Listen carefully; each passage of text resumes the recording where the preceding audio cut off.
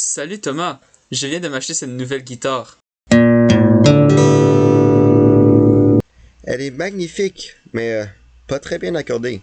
Wow, comment tu sais? Ben, on l'entend, mais si tu veux, je peux te le visualiser. Ah, comment faire? C'est simple. Il suffit juste d'utiliser cette formule et on peut transformer ton son de guitare en graphique avec les pics des fréquences. Quoi?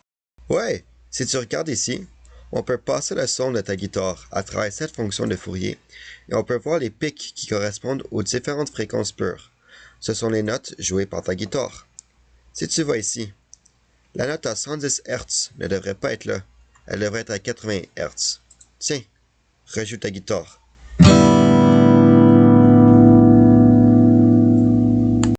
Bon, voilà, bien accordé.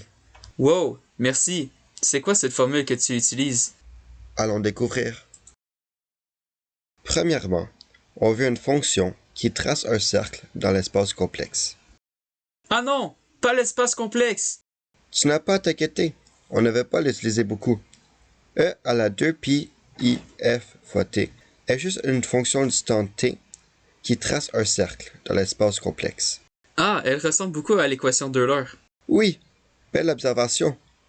Pour continuer, t est bien le temps écoulé et f la fréquence.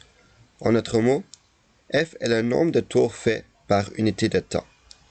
On va aussi l'appliquer à la fréquence d'enroulement. Enroulement, je te suivais jusqu'ici, mais tu m'as perdu avec l'enroulement. C'est sûr, je n'ai rien introduit. Je t'explique. Prenons une fonction sinus de fréquence de 82 Hz. Ensuite, on l'enroule autour d'un point, qui est l'origine, et on peut changer la fréquence d'enroulement afin de produire de différents dessins.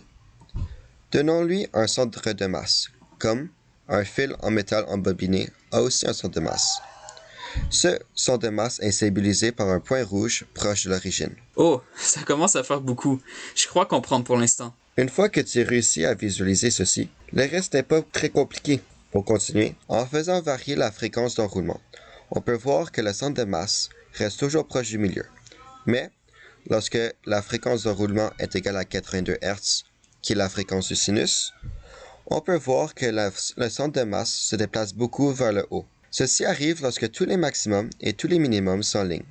Notre graphique devient alors très simple. À quoi ressemble ce graphique? Bonne question. C'est un cercle parfait, centré au-dessus de l'origine. Les minimums s'enlignent tous sur l'origine. Ah, merci, je comprends mieux maintenant. Ça tombe bien, on va rajouter un élément de difficulté. Ah, merde! Rajoutons une fonction qui représente la somme des notes lorsqu'on joue une guitare à vide. D'accord. Enroulons encore une fois cette fonction et faisons encore varier la fréquence d'enroulement. On peut voir que le centre de masse bouge beaucoup à ces fréquences suivantes. 82 Hz, 110 Hz, 147 Hz, 196 Hz, 247 Hz et 330 Hz. On peut alors voir que le centre de masse se déplace uniquement pour les fréquences propres. Wow!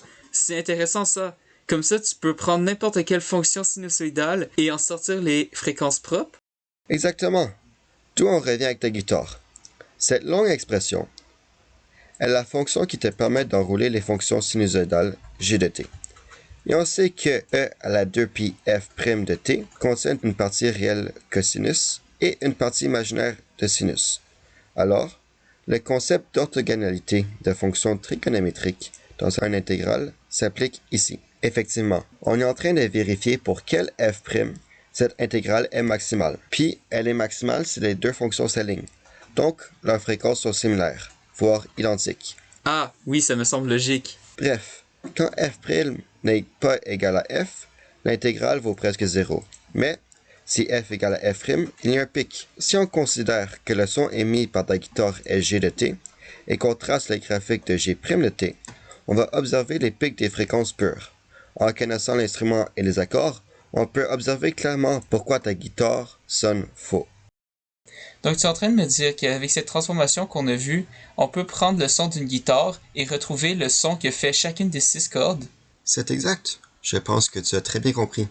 C'est vraiment cool. Est-ce que c'est ça que nos appareils électroniques comme un cellulaire ou un casque audio utilisent pour pouvoir filtrer ou ajuster des sons? Je suis pas un expert, mais je pense que oui.